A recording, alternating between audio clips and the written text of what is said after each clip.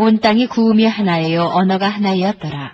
이에 그들이 동방으로 옮기다가 신할 평지를 만나 거기 거하고 서로 말하되 자 벽돌을 만들어 견고히 굽자 하고 이에 벽돌로 돌을 대신하며 역정으로 진흙을 대신하고 또 말하되 자 성과 대를 쌓아 대 꼭대기를 하늘에 닿게 하여 우리 이름을 내고 온 지면에 흩어짐을 면하자 하였더니 여호와께서 인생들에 쌓는 성과 대를 보시라고 강림하셨더라. 여호와께서 가라사대 이 무리가 한 족속이요 언어도 하나이므로 이같이 시작하였으니 이후로는 그 경영하는 일을 금지할 수 없으리로다. 자 우리가 내려가서 거기서 그들의 언어를 혼잡케 하여 그들로 서로 알아듣지 못하게 하자 하시고 여호와께서 거기서 그들을 온 지면에 흩으신 거로 그들의 성 쌓기를 그쳤더라. 그러므로 그 이름을 바벨이라 하니 이는 여호와께서 거기서 온 땅의 언어를 혼잡케 하셨습니다. 여호와께서 거기서 그들을 온 지면에 흩으셨더라. 온 땅 에레츠 구음이 하나요 입니다. 원문으로 좀 바꿔주세요. 바예히 콜 하 아레츠 샤파 에 하트 우바데림 아하딤. 땅의 구음 언어가 하나고 똑같은 단어입니다. 언어도 하나다 이렇게 썼습니다. 이 얘기는 뭐냐면 그들이 동방으로 옮기다가 시날 평지를 만났답니다. 이 11장의 내용을 풀기 위해서는 1절보다는 2절의 내용을 먼저 왜 동방으로 옮기다가 시날 평지를 만났는지 이런 부분을 좀 봐야 될 것 같습니다. 2절 원문으로 다시 보겠습니다. 바예히 베네스암 미케뎀 와임 체우 비크아 베 에레츠 쉰알 와예 쉐보 샴. 여기서 동방으로 이르실 때 미케뎀입니다. 이 미케뎀이라는 단어를 알아야지 이 신할 평지와 동방하고 이 부분을 아셔야 됩니다. 동방이 무엇인지 신할 평지가 무엇인지 여러분과 한번 알아보도록 하겠습니다. 동방으로 이 미케뎀이라는 단어는 케뎀이라는 뜻이 6924번 써 있는 내용을 보면요. 한글로 좀 바꿔주시고요. 이 들어간 단어를 보면 이 케뎀이라는 단어로 신명기 33장 27절 케뎀이 들어간 단어를 보는 겁니다. 영원하신 하나님이 너희 처소가 되시니 이렇게 얘기합니다. 영원하신 원문으로 좀 바꿔주세요. 영원하신 그럴 때 케뎀 쓰죠. 이게 동방이 하나님의 처소라는 뜻입니다. 이런 부분을 여러 의미로 써 있지만 6924번 케뎀이 써 있는 것 중에서 이런 하나님과 연관된 부분들을 제가 찾아온 겁니다. 미가서 5장 2절 베들레헴 에브라다야 너는 유다 족속 중에 작을지라도 이스라엘을 다스릴 자가 내게로 나올 것이라. 그의 근본은 상고 태촌이라. 태초에 말씀이 계시니 이런 부분하고 같아요. 바꿔보세요. 그래서 여기서 태초라고 썼습니다. 이런 부분을 좀 보셔야겠죠.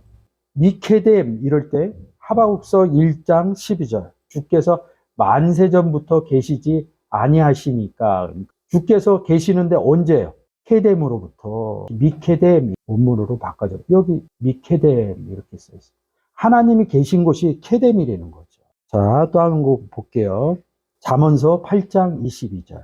케뎀 보고 있습니다. 6924번 케뎀이에요. 여호와께서 조화의 시작 곧 태초에 일하시기 전에 일하시기 전 태초라는 거죠. 바꿔보세요.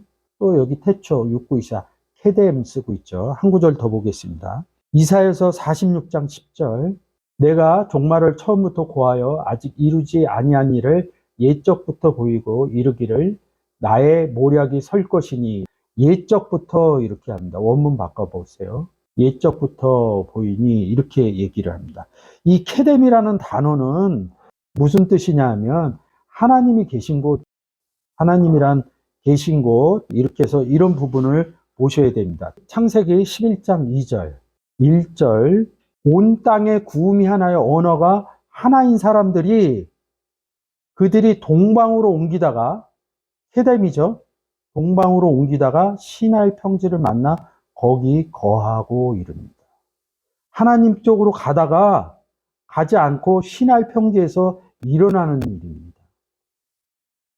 서로 3절 말하되 벽돌을 만들어 견고히 굽자 이에 벽돌로 돌을 대신하여 역청으로 진흙을 대신하고 또 말하되 자 성과대를 쌓아 꼭대기를 하늘에 닿게 하고 우리의 이름을 내고 온 지면에 흩어짐을 면하자 하였더니 여호와께서 인생들의 쌓는 성과대를 보시려고 강림하셨더라. 여호와께서 가라사대 이 무리가 한 족속이요 언어도 하나므로 이같이 시작하였으니 이후로는 그 경영하는 일을 금지할 수 없으리로다.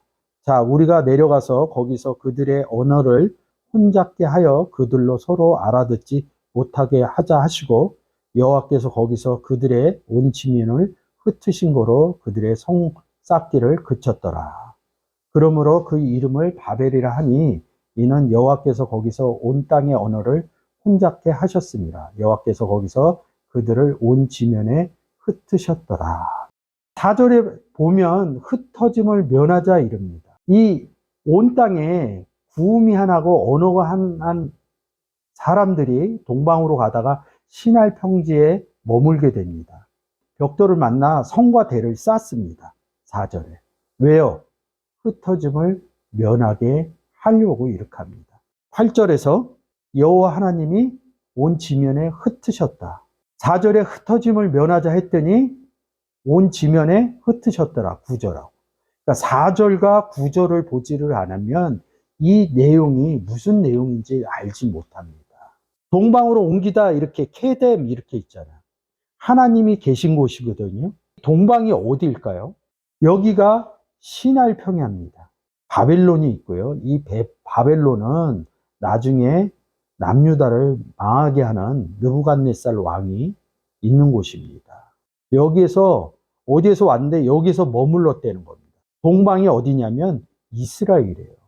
이스라엘을 딴 말로 하면 뭐죠? 가나안이죠. 가나안에 들어가는 얘기입니다. 가나안에 동방으로 갔다 이 얘기는 뭐냐면 지금 이 세겜 쪽이 동방입니다. 동방으로 옮기다가 이렇게 가나안에 들어갔다는 것은 그리스도 안에 들어갔다는 예표고 우리가 그래서 출애굽해서 어디로 들어갑니다? 가나안으로 들어간 곳이죠. 바벨론, 우루, 세겜 이게 다 연관되는 겁니다. 제가 오늘 이 시간을 통해서 여러분들에게 설명을 드릴 겁니다. 점선으로 이렇게 돼 있는 이곳이 시날이라는 시날 평야입니다. 이 시날 평야에 머물렀다는 얘기입니다.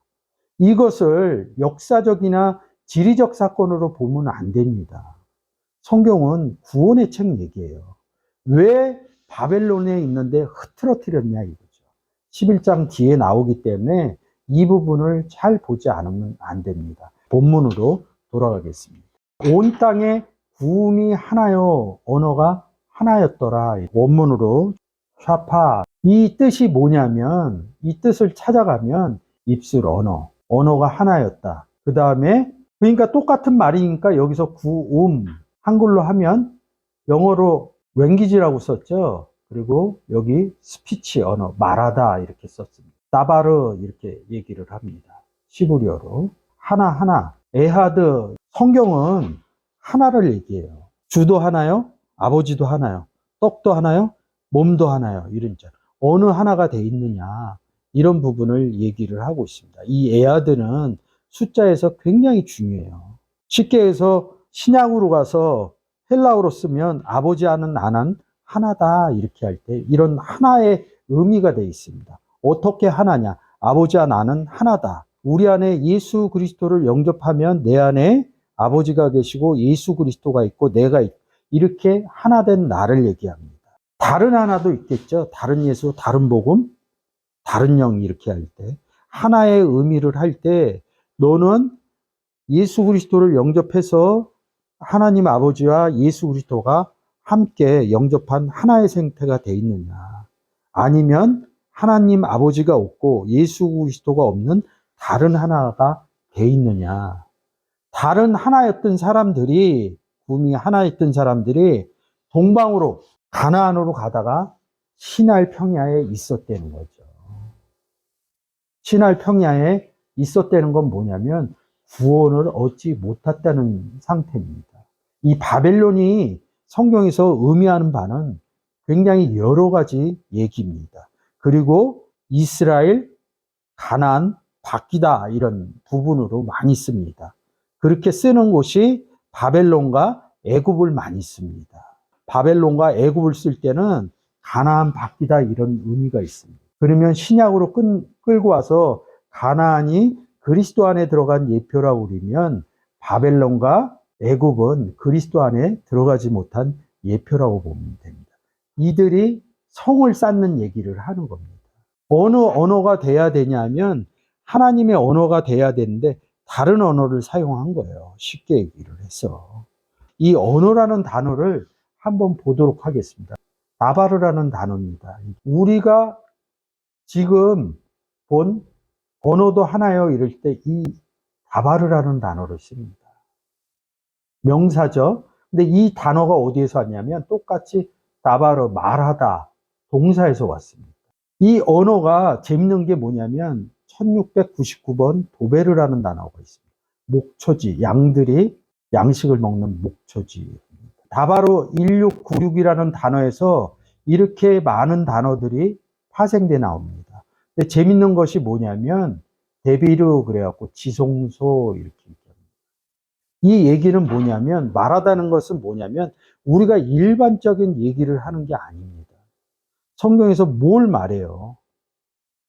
하나님이 여호와가 말씀하셨다 이럴 때 쓰거든요. 신약의 의미로 끌고 가면 이런 내용입니다. 말하다 이런 내용은 예수 믿으세요 이랬을 때 말하다, 복음 전할 때 말하다의 내용입니다. 그래서 그 사람이 예수 믿으세요 이렇게 말했는데 그 말을 들었어요. 예수를 믿었어요. 성전이 됐다 이런 뜻이 데빌입니다. 그래서 지성소라는 단어를 쓰는 겁니다. 이 말하다라는 단어에서 우리가 말할 때 그러니까 구약의 의미로 신약으로 끌고 와서 예수 믿으세요 이렇게 얘기를 했더니 예수를 믿지 않는 사람이 예수를 영접했어요. 그래서 요한복음 1장 21절에서 뭐예요? 예수 그리스도가 자기 몸을 육체된 성전 이렇게 얘기합니다. 그 성전 안에는 뭐가 있어요? 지성소가 있죠. 말했을 때 받아들이는 곳이 성전이고 지성소다. 그래서 이 다바르라는 단어에서 파생이 되는 겁니다. 지성소라는 단어가 나오고요. 성구사전이 있으면 제 얘기를 듣고 찾아보시면 좋습니다. 이런 단어를, 이런 말하다를 어디다 사용하냐 이거죠. 그 단어가 미드바르입니다. 광야라는 뜻이거든요. 이 광야는 물이 없는 곳입니다. 예수 그리스도도 광야에 나가서 외칩니다. 한적한 곳에 가서 기도하시니라 이렇게 얘기를 합니다. 이 한적한 것이 사람 없는 곳이 아니라 헬라어의 광야라는 뜻입니다. 광야라는 것은 물이 없다는 것입니다. 출애굽해갖고 어디를 갑니까? 이스라엘 백성이. 광야에 있거든요. 그 광야에서 전쟁을 하기 시작합니다. 광야라는 것은 물이 없습니다. 물이 없다는 것은 무엇입니까? 요한복음 7장 38절 내 배에서 생수의 강이 나간다. 예수 그리스도가 있으면 물이 있다는 거죠. 광야라는 곳은 무엇입니까? 물이 없는 곳이 되는 거죠. 광야의 의미를 찾을 때는 구원받지 못한 상태가 광야라는 거죠. 받을 수 있는 사람, 나바르 해서 다바르를 하는 곳이 어디입니까? 광야라는 뜻입니다. 그래서 광야의 의미는 물이 없다. 여기다가 요한복음 7장 38절의 의미를 집어넣으면 됩니다. 그리고 이 다바르 1696에서 또 파생되는 단어가 1698 데베르입니다. 파란색으로 제가 썼죠. 전염병, 역병 이렇게 씁니다. 이 단어를 여러 가지 의미로 얘기를 하는데 10가지 재앙할 때 씁니다.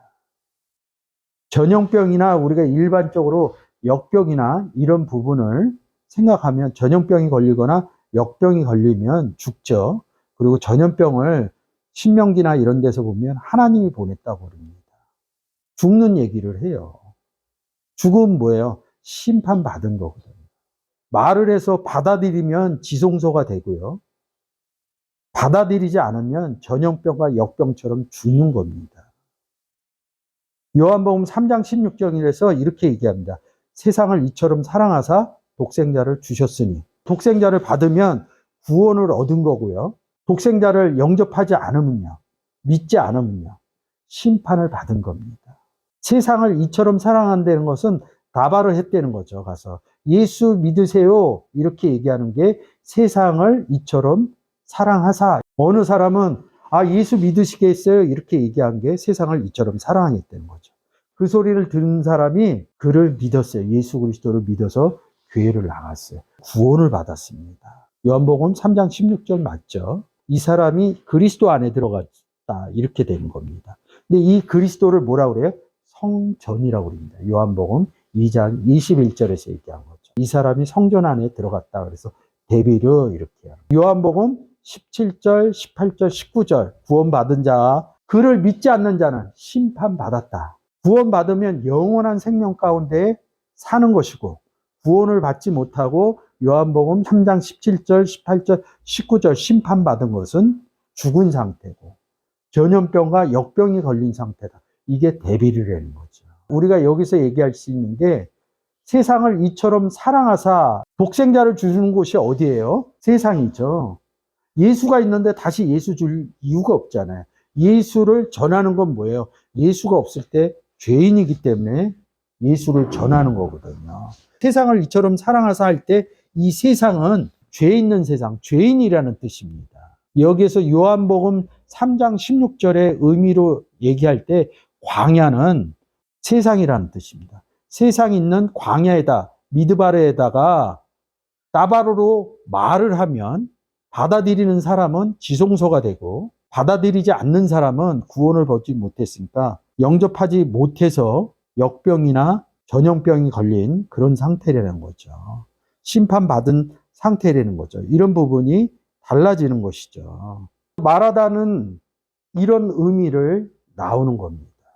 뭐 뒤에 보면 데보라, 벌이라는 얘기가 있습니다. 도베라, 뗏목이라는 의미도 있고요. 그런데 여기서 생각하실 때 꼭 이거는 구원의 입장에서 제가 설명을 한 거고요. 구원의 반대 입장도 있습니다. 고린도후서 11장 4절을 강조하는 의미가 있는 겁니다. 다른 복음, 다른 예수, 다른 영이라는 거죠.